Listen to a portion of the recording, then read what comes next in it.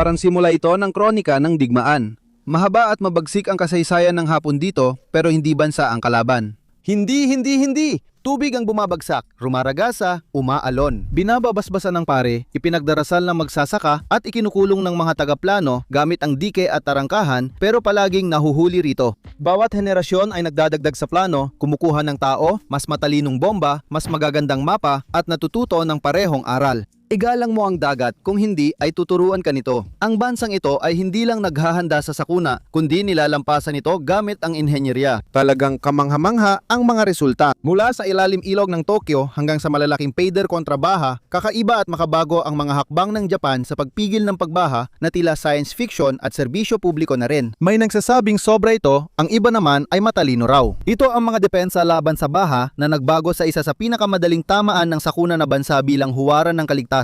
Kailangan mo itong makita para maniwala. Tara, tingnan natin sila. Pwede? Bago ipagpatuloy ang episode, may ilang salita mula sa sponsor nating Surfshark. Parang isinisigaw mo ang personal info mo sa maraming tao kapag walang VPN sa internet. Ang aking pink na kambing.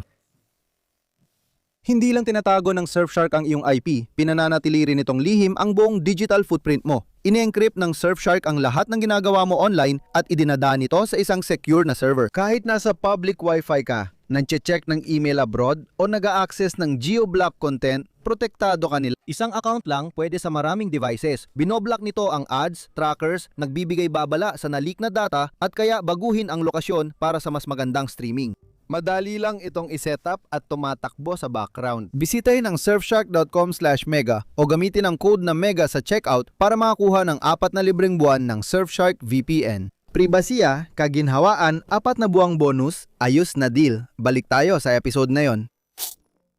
Templong nasa ilalim ng Tokyo para sa tubig baha. Sa ilalim ng Tokyo, may natatagong napakalaking underground na katedral na ginawa hindi para sa pagsamba, kundi para sa tubig baha. Ang Metropolitan Area Outer Underground Discharge Channel ang pinakamalaking underground floodwater diversion facility sa mundo.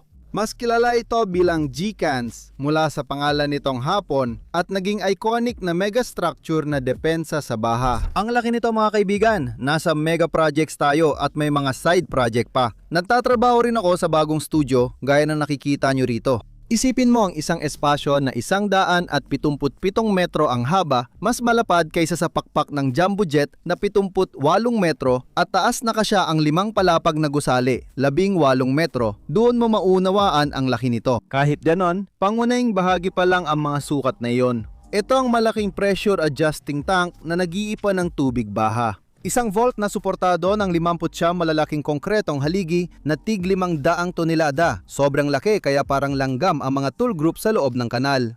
Ang santuaryong ito ng civil engineering sa ilalim ng lupa ay nilika dahil sa matinding pangangailangan. Ang metropolitan area ng Tokyo ay nasa patag at mababang kapatagan tinatahak na mga ilog na posibleng mandulot ng pagbaha sa mga komunidad kapag may masamang panahon. Bagong problemang dulot ng mabilis na urbanisasyon matapos ang ikalawang digmaang pandaigdig kung saan tinabunan ng simento ang dating palayan at bukirin, kaya't sa mga bahay na ng tao napupunta ang tubig baha. Gusto rin naming bigyan diin ang salitang malawakan dahil sa basin sa Ilagang Tokyo at Karatig Metropolitan Area, ang urbanong lupa ay tumaas mula 5% noong 1955 at 55 hanggang mahigit 50% ngayon. Dahil dito, sa huling bahagi ng ika-20 siglo, nakita ng mga inhinyero na hindi na sapat ang mga dike at kanal kaya nagpasya silang magplano ng mas malalaking solusyon. At dito ay pinanganak ang GCANS, isang ganap na sa ilalim ng lupa at isang uri ng pantulong na ilog kung saan maaaring ipadala ang lahat ng tubig ulan kapag masyadong nababasa ang paligid. Sinimulan ang proyekto noong 1972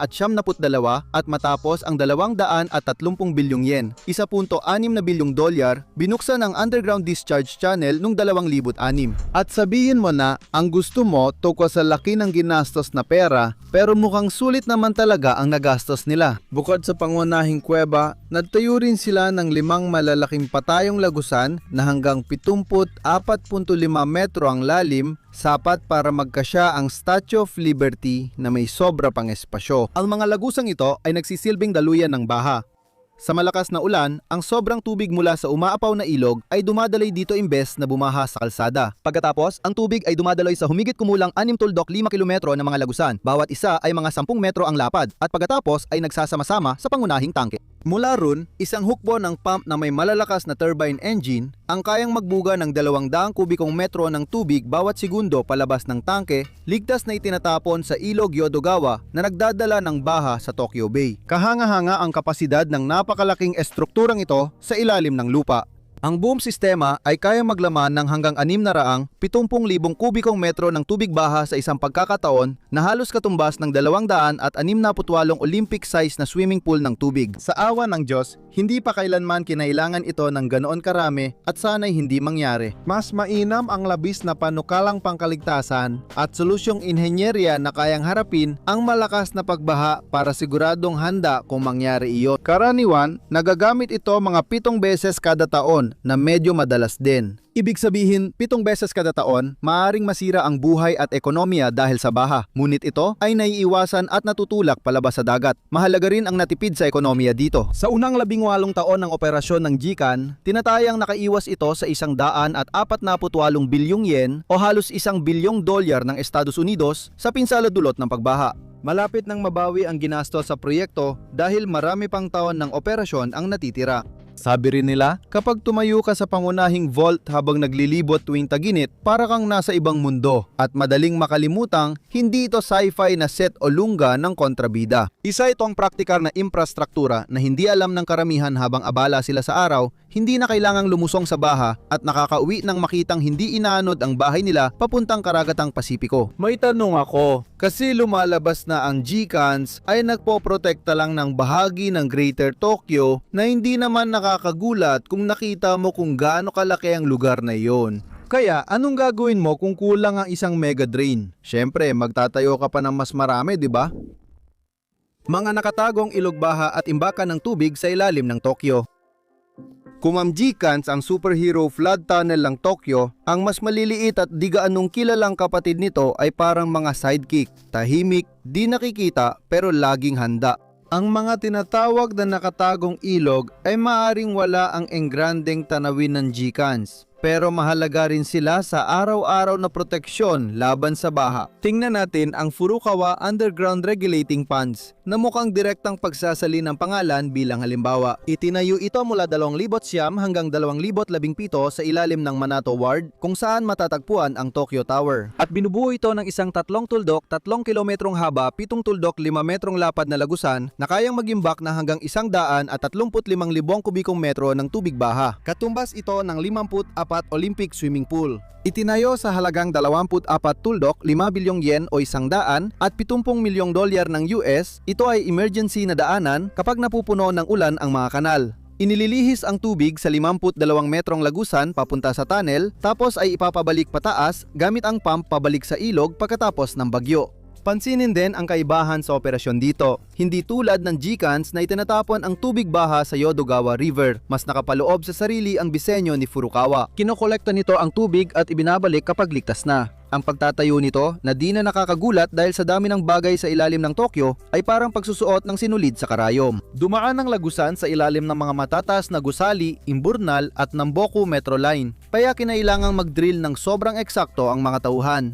A. Para maiwasang mabutas ang gilid ng sereng 3,000 na dekuryenteng tren at B. Para hindi makalika ng malalakas na pagyanig na posible makaistorbo o magdulot ng panganib sa mga pasilidad sa ilalim ng lupa sa paligid. Tandaan mo nung sinabi nating marami ang sistemang ito? Tama, ang Furukawa Ponds ang pangalawang underground reservoir ng lungsod. Ang una, para sa Kanda River, ay binuksan noong 1997 at 7 isa ring ilog na madalas bahain sa kanlurang Tokyo. Ang proyektong iyon ay may kasamang tunnel na 4.5 kilometro ang haba at 13 metro ang lapad. At mula nang mabuksan ito, naging maayos na ang Kanda. Wala nang pagbaha, wala nang abala. Ngayon, may plano na ring palawigin ang tunnel hanggang Tokyo Bay na parang gumagawa ng ikalawang Kanda River sa ilalim ng orihinal. Kung iniisip mo, ilan ang ganitong sistema? Sa kabuuan, nagtala ang pamahalaang metropolitan ng Tokyo ng 27 regulation ponds ala Furukawa at 8 diversion channels. Isang ibang uri ng inhenyerong daluyan ng tubig na maaaring bukas o sarado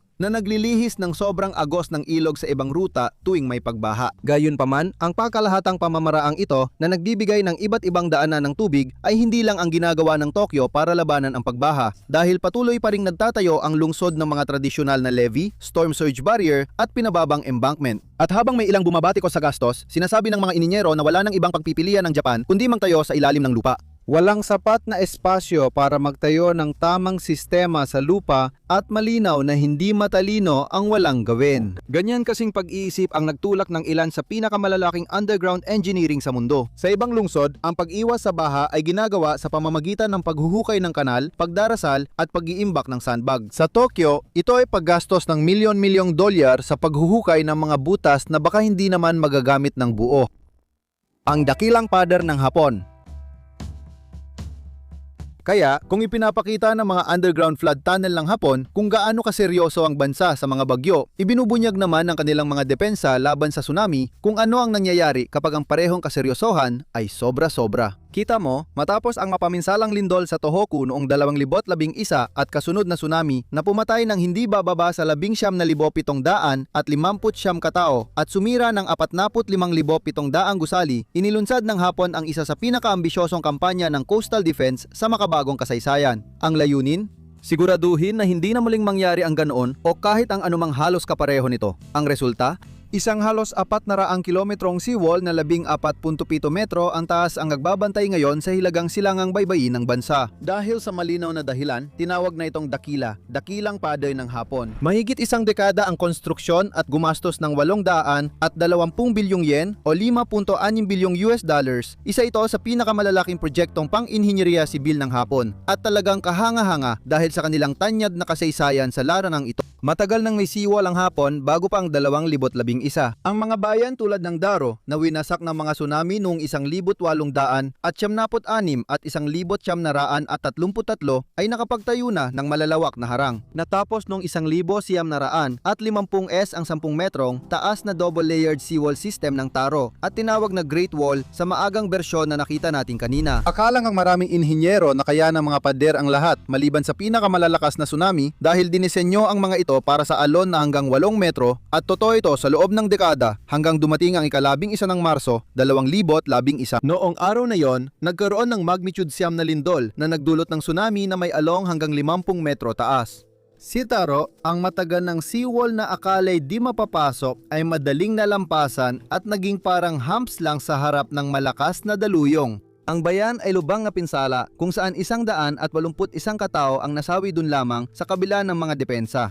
Sa ibang lugar, nilampasan at winasak din ang mga konkretong harang. Nagplano ang Japan para sa inakaalang pinakamasamang pangyayari pero malayo ang kanilang pagtataya at kulang ang depensa nila. Gayunpaman, ang tugon ng bansa ay mabilis at matapang. Kung hindi sapat ang taas ng mga lumang pader, gagawin nilang mas mataas ang mga bago. Ganun lang kasimple, tapos walang kung ano-ano pang dahilan. Hindi lang tinaasan ng mga ininyero ng Japan ang mga pader, ginawang mas matalino pa ito. Ang bagong seawall ay may mas malalim na pundasyon na sa pinakamatitinding bahagi ay umaabot sa 25 metro at may magkakakabit na konkretong block, pinalakas na core at mga rebent na nagkakalat ng alon. Sa mga pinakadelikadong lugar, may geotextile membranes para magdikit ang lahat kung lumampas ang tubig sa pader. Ang prinsipyo dito ay hindi kayang pigilan ng pader ang alon.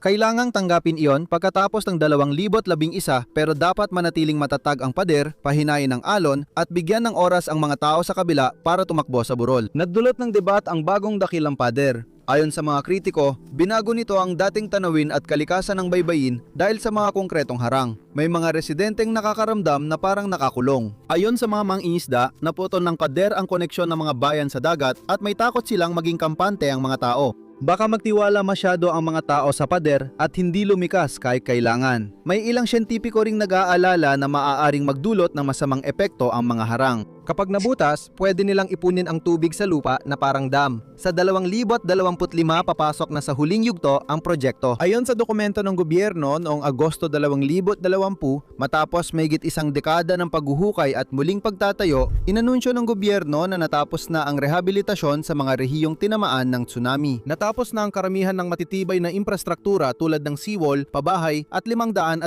kilometer ng bagong kalsada. Natitira na lang ang final na pag-aayos, paggamit muli ng lumang relocation zone, pagsasayos na kalakalan ng seafood at pagtulong sa mga natirang evacuee na makabalik. Target matapos lahat sa Marso, 2026. Bago natin tapusin ang kabanatang ito, silipin mo rin ang dagdag na kwento para sa dagdag konteksto. Noong 1972 ang alkalde ng isang baryo na tinatawag na Fuday, si Kotoko Wamora, ay nagpatayo ng 15 tuldok 5 metrong floodgate sa lokal na look. Inabot ng 12 taon bago ito natapos at madalas itong pinagtawanan bilang sobra-sobra. At si Kotoko mismo ay tinawag na tanga, praning at kung ano-ano pang salita na baka magdulot ng demonetization sa video na ito. Noong 2011 tinama ng tsunami ang Fuday, pero hindi bumagsak ang pader kahit nalampasan ng tubig. Pinabagal nito ang agos ng tubig kaya nailigtas ang bayan. Habang winasak ang ibang komunidad, nanatili ang Fuday. Ayon sa isang residente, kung wala yon, nawala na ang Fuday.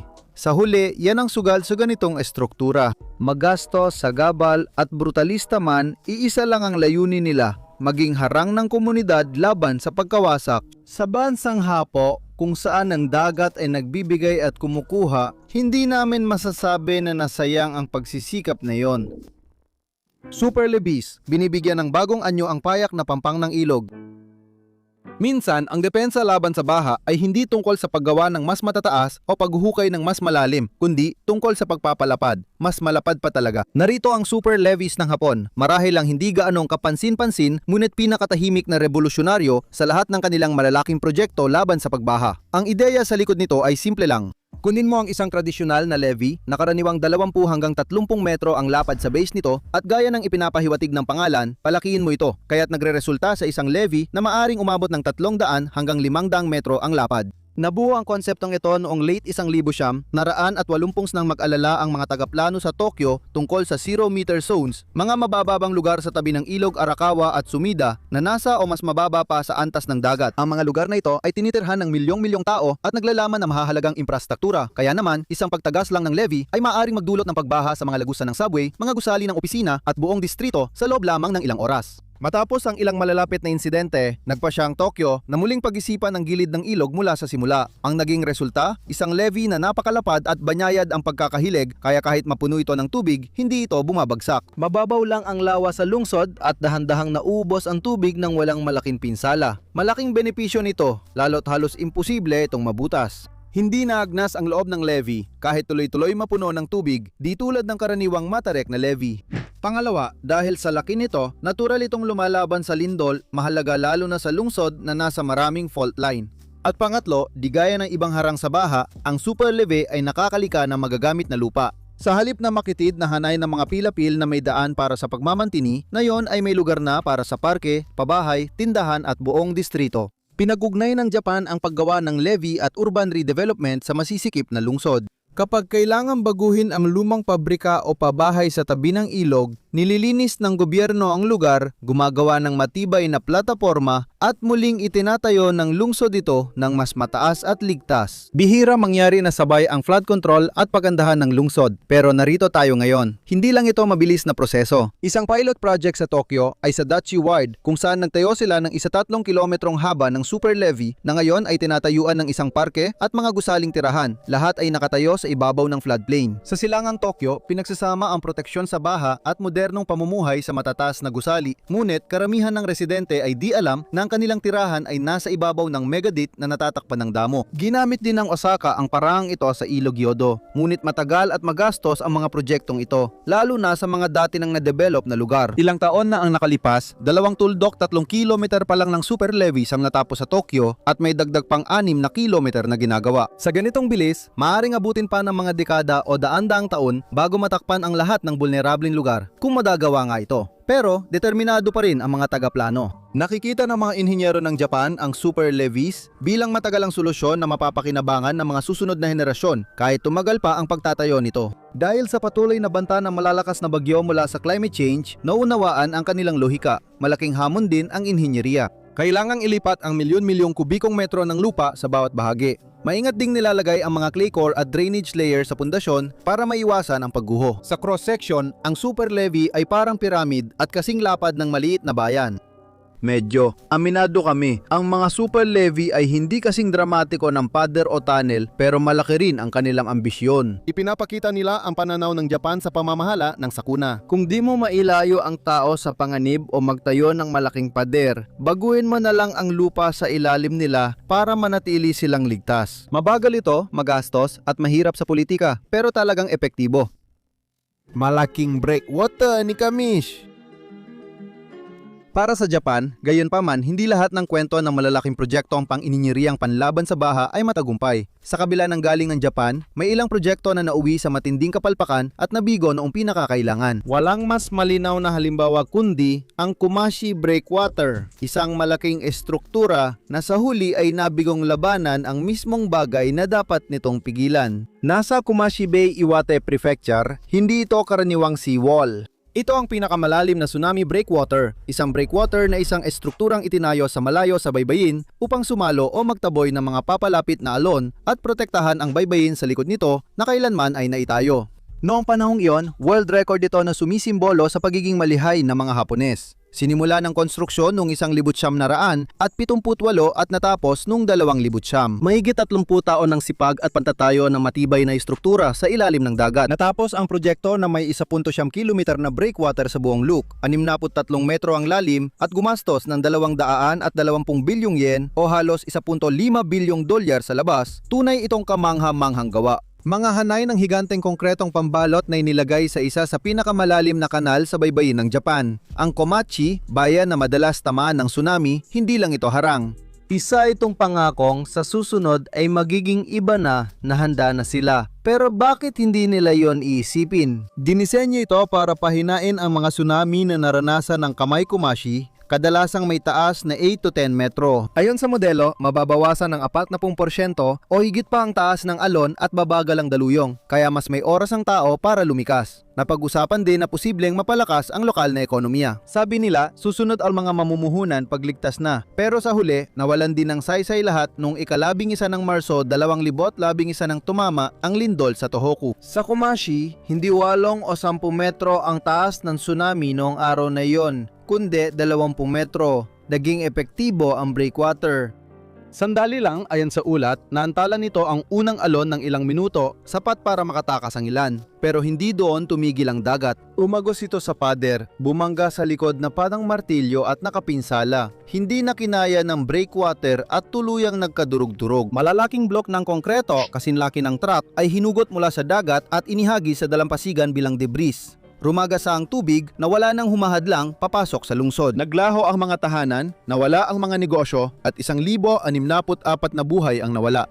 Kahit malaki at sopistikado, ilang minuto lang tumagal ang pinakamalalim na tsunami barrier sa mundo. Sa nangyari, hindi lang gusali ang nawasak, kundi pati tiwala ng mga tao. Kung ganito kalaki at kamahal ang estruktura pero hindi nakapigil, ano pa ang magagawa? May mga mananaliksik ding nagsabing baka lalo pa nitong pinalala ang sitwasyon. Ayon sa kanila, nang bumigay ito, napadaloy ang tubig sa ibang direksyon, nagdulot ng magulong agos, debris at mas matinding pinsala sa ilang lugar. Ang kuta ay naging pambasag na gamit, ngunit hindi ito ganap na kabiguan. Ayon sa ilang opisyal, kahit konti lang ang naantala, may ilang buhay pa ring naligtas. Isang manggagawa sa pantalan ang nagsabi na nakaligtas ang kanyang pamilya dahil binigyan sila ng pader ng 6 na minuto para tumakbo. Dahil sa Kumashi Miracle, daan-daang mag-aaral ang matagumpay na nakalikas, marami pa nga ang nauna sa mga matatanda.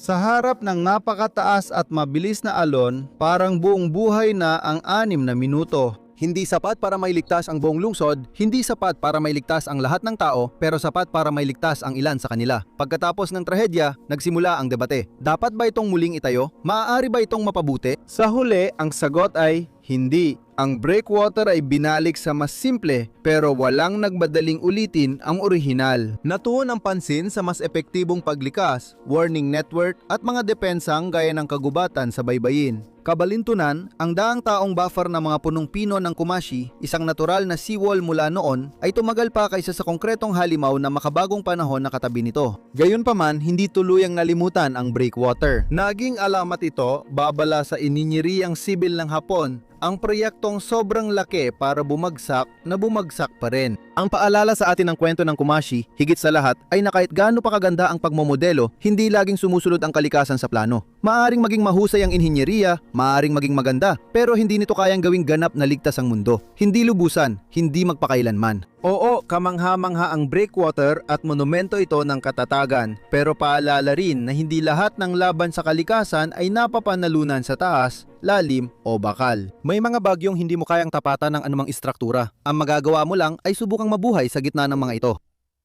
Konklusyon.